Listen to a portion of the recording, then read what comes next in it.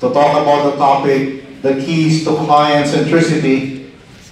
Our next speaker has 13-year executive leadership and management experience across multiple industry verticals and portfolios, including banking and finance, healthcare, telecommunications, e-commerce, travel, technology, and others. Currently, he is the Chief Operating Officer of Outsource Network, part of the Equicom group of companies. It is a Philippine-based provider of full suite business solutions to over 35 brands across 16 industries. Please welcome Mr. Irwin Bustamante. All right, good afternoon, everyone. I will try to make it as painless as possible. Okay. The topic that I'm going to discuss is the keys to customer centricity. When I was building this, I was thinking about putting all of the frameworks, maturity models, concepts available, and then I just screamed. I was just thinking about how I can best relate to you guys. So over my 18 years in the BPO industry, in terms of the journey, I have been there to serve clients, work with clients, make clients happy, and in turn, that drives the growth of the organization. This is a consumer-led economy. Short and simple, the clients are paying for the bills, the clients are paying for our paychecks, and if the company that you support and you work with grows, then that means that you're doing the right things. We go to the next slide. Basically, I love Steve Jobs. What he has done to revolutionize the industry as it is today is basically the tip of the iceberg. He created tools even before you know that you wanted them. Right? So he created the tools and technology even before you want them. And he created the desire. He's a very good brand ambassador, he was a very good marketer, but at the same time, he wants to be closer to his clients or to his customers, to be able to create that need, to be able to tell the customer that you will need what I can provide. And that basically is an epitome of what customer centricity is all about. You're not just addressing the needs, but you're trying to create that market for them, something that they will need in the future. So the next slides that we will be going through is basically my experience, something that's very close to my heart. We'll talk a little bit about it. More than anything, it will be asking the question.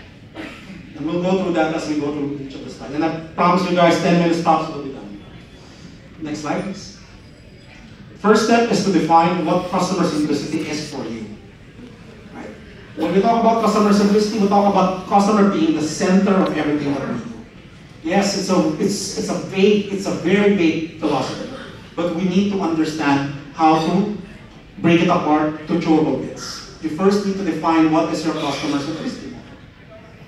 Right? Textbook definition, right? You create a positive experience for your customer before and after the sale to do what? To drive repeat business. Second, to drive customer loyalty, and in turn, the customer loyalty will generate profit and growth, or will become referenceable entities for them to refer you to their loved ones, their family, their friends, etc. Straightforward definition, di ba? Right? Now, this is my world. Basically, I really designed this to make sure that I can share it with you guys. My world exists within this customer centricity framework. It starts with the quality of the product or the service that you deliver. And then what value is it driving to the customer? How beneficial is it to the customer? You start with that. Any good entrepreneur, any good business person will want to create value, will want to create the quality of service.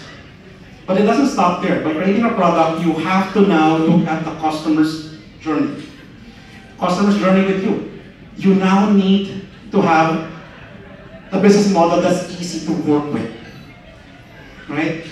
You create a website, you put your products there, what happens, right? The content is kick-ass.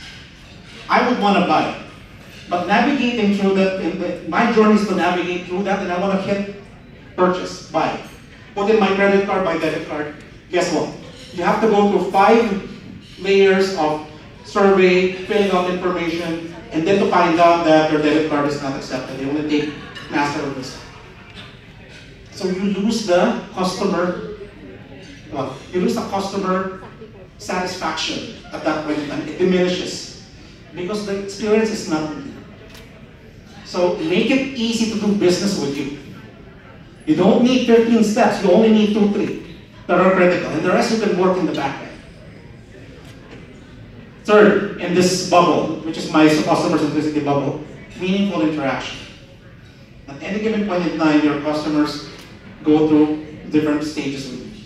Whether it's to ask, whether it's to buy, whether it's to actually solve a problem, make it meaningful. When I say meaningful, make the connection. They're not a number that goes into the queue, or a call that goes into the queue, and then you answer a transaction. That you have to create that that connection, that relationship with the customer. In any way, shape, or form, that is available. Sometimes it's hard to discern in our industry because we're a fragment of that entire customer journey, right? So but that is also where you guys have an opportunity, or we will have an opportunity to make that difference, right? And we'll talk a little bit about it in the next slides. After the connection, then you start to take the feedback from the customer. The feedback, the data, the VOC, the CCAP, all of which will tell you what to do next. What are my pain points? Very simple. But the hardest journey is to transform. We'll talk a little bit about transformation in the latter part. But transformation really is a heavy lifting. It's an ecosystem that you need to lift and shift. The only question is, are you going to do it, or are you going to influence how to deliver? We'll talk a little bit about that. And the last one is, as you transform, you now push back the level of expectation or the level of customer centricity up a notch. And that defines your quality and your new quality and your new value. Okay? Next slide. So, on my favorite slide, understand.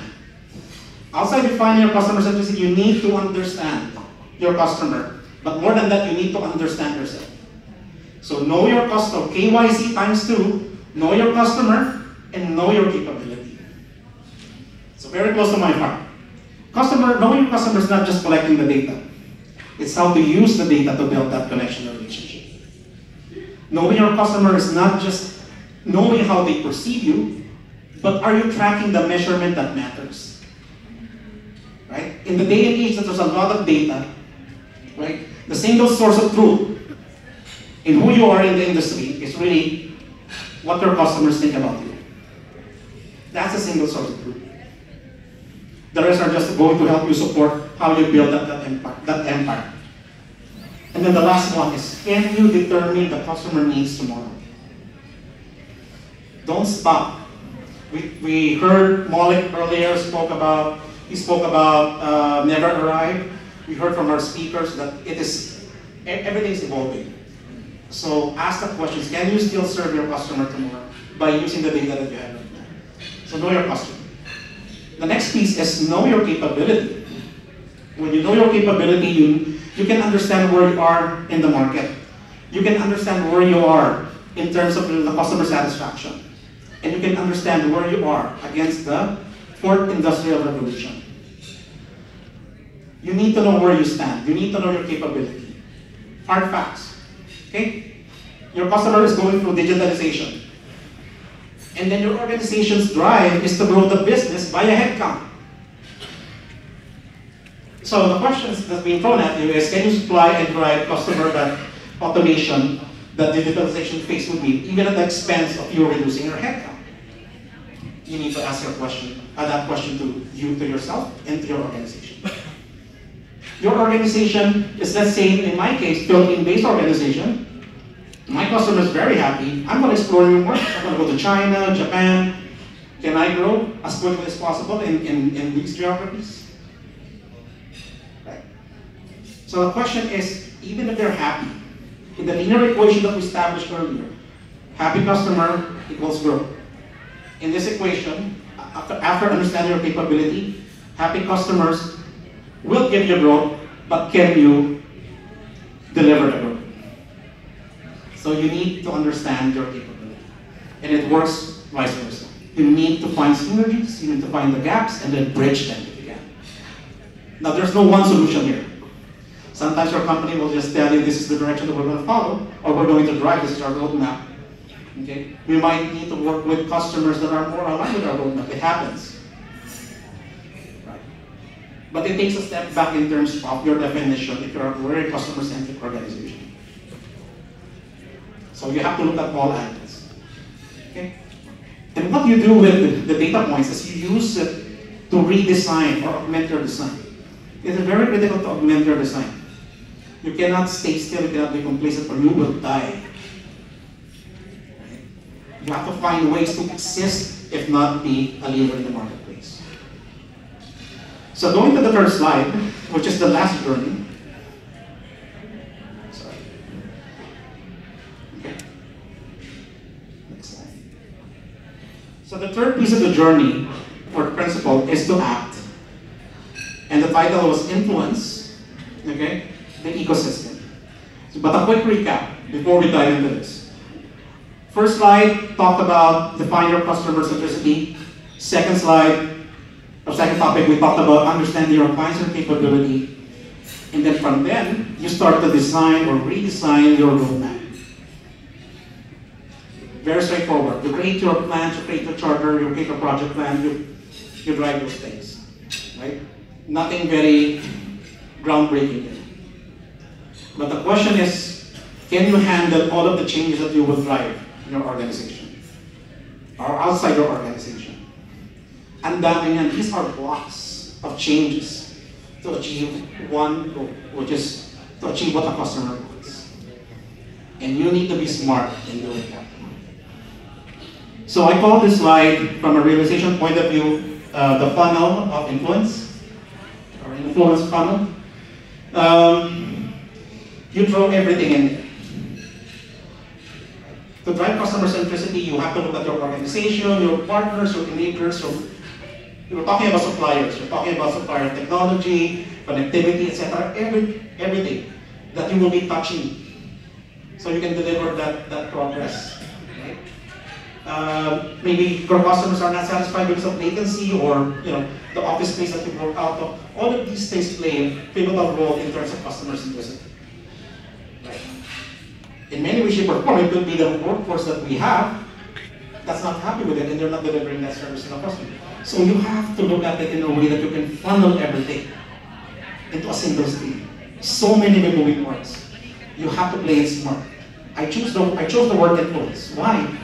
Not execution. Why not tactical? Why not specifically just word action? Because by definition, influence is the ability to effect change by using relationship.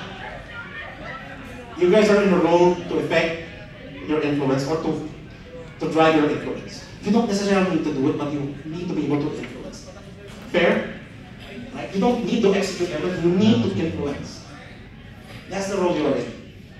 So, the funnel allows you to manage things one at a time and see the effectiveness or how it is improving. You don't attack everything at a given point in time. Right? Otherwise, you will drop something. Put a system, put method to the madness. And as you can see, as you drive it, you probably will see the results. And the results can be a transformation, it could be a flop, it could not work, right? But that's the journey that you have to keep driving. And the person that will tell you if it's working or not is not you, not the organization, probably the marketplace, but then the goal is the customer. So the customers, your clients, are the ones that you need to impress. The customers, the clients that you want, are the ones that you are driving this for. And again, at the end of the day, how do you up your customer centricity level? You need to define what you want to do, right? You need to know your customers and you need to know yourself. And then the last one is you influence the entire ecosystem to work for you. Very, very easy to say, very, very hard. Reality bites. It takes a while to move that oil tanker. But you start with that. With that being said, thank you so much for allowing me to present to you guys. Maraming salamat.